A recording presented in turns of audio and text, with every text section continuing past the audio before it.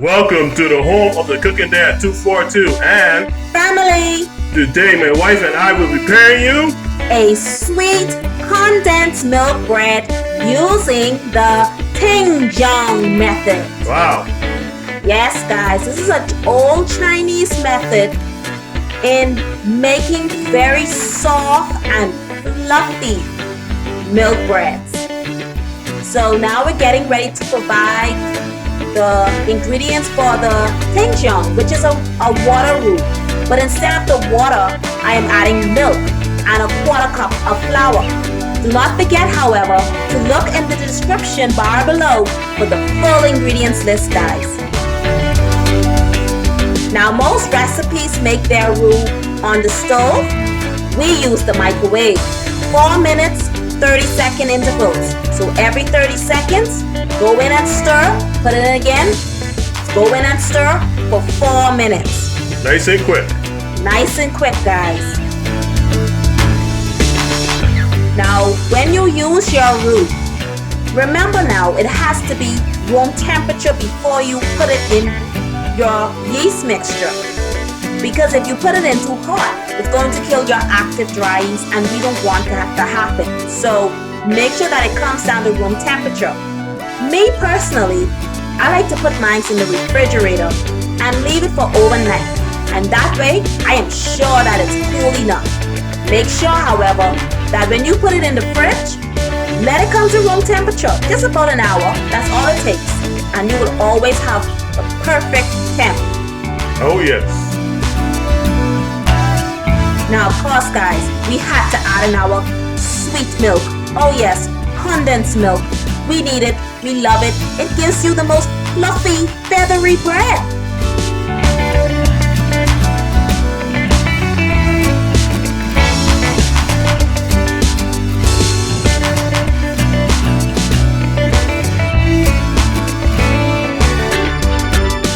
That is my room temperature Tangzhong that I've let cool overnight and then brought to room temperature for 1 hour out of the refrigerator. Now I'm just breaking it up. Now you don't have to break this up completely. That's why we're going to knead it. The kneading is going to make it blend in very well into our dough, which you will see shortly. Remember to check the description for the full ingredients list below. Down below. Down below, guys.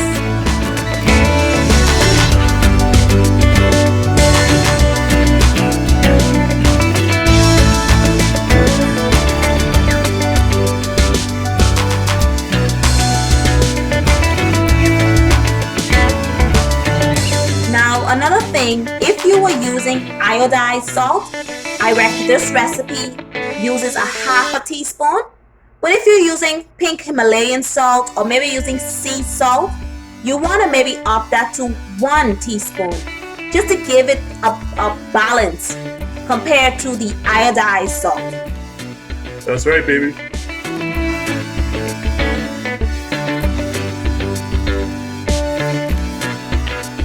And most of the dough recipes that you will see online is very sticky, guys.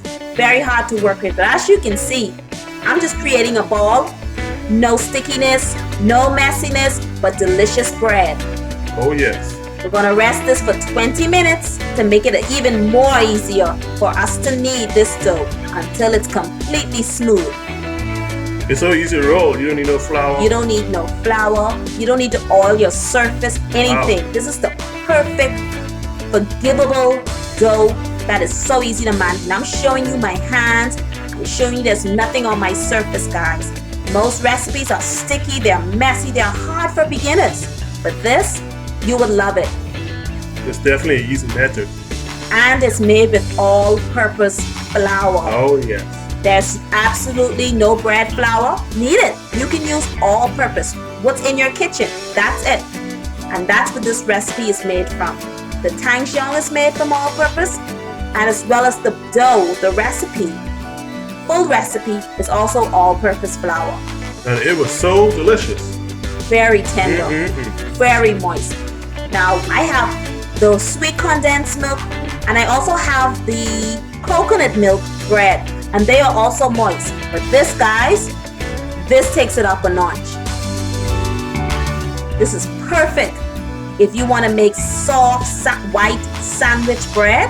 Perfect for that. Oh, yes.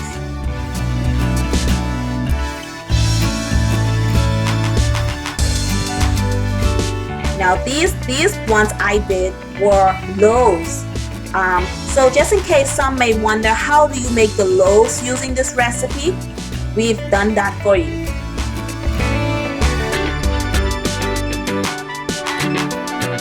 So now we're just kneading this dough.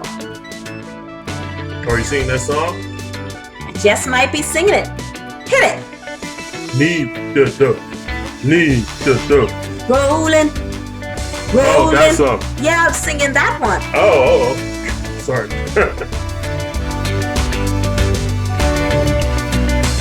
Every now and again, I tend to change up the songs in my head. Yeah. Duh. Oh, yeah. I totally forgot.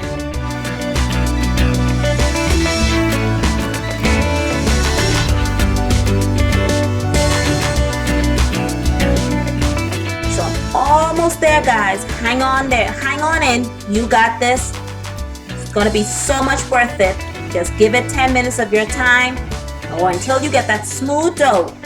Perfect. Now we're going to let this dough rest until it's double its size. And that's key, guys. Look at that. We're going to punch this dough. Get all that air out of there. Whoa, that's a powerful punch. That's a powerful punch, guys. Now we're not really kneading too much. Just want to get most of the air out. Shape it. Divide it into two. And follow the steps, guys, to get the most perfect loaves.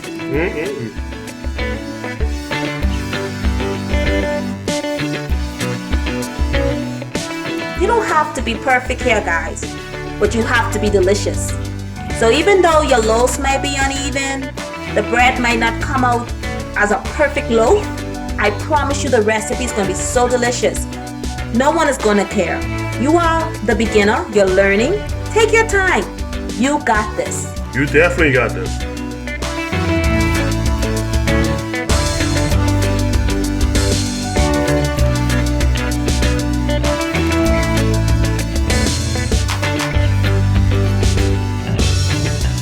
Now remember to pinch the seams so that they do not come apart in your oven.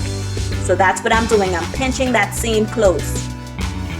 Lightly flouring my surface, just lightly, because I don't want it to stick when I roll it out. When I'm getting ready to create my loaves. So I'm just rolling it out a little so that I can make sure that I have the shape of my pan. I want the same width of my pan or length, depending on which way you're putting your dough. That's right.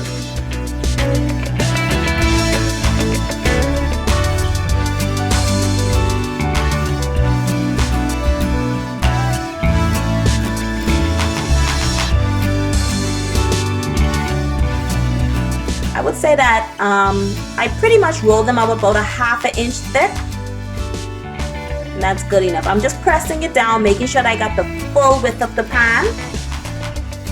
And now I'm going to let them rest until they are at least double their size. There's so much bread in this pan, I have to make sure that it's fully rise. So I'm going to make sure, base it with some milk. Oh yes. Once they are completely rised.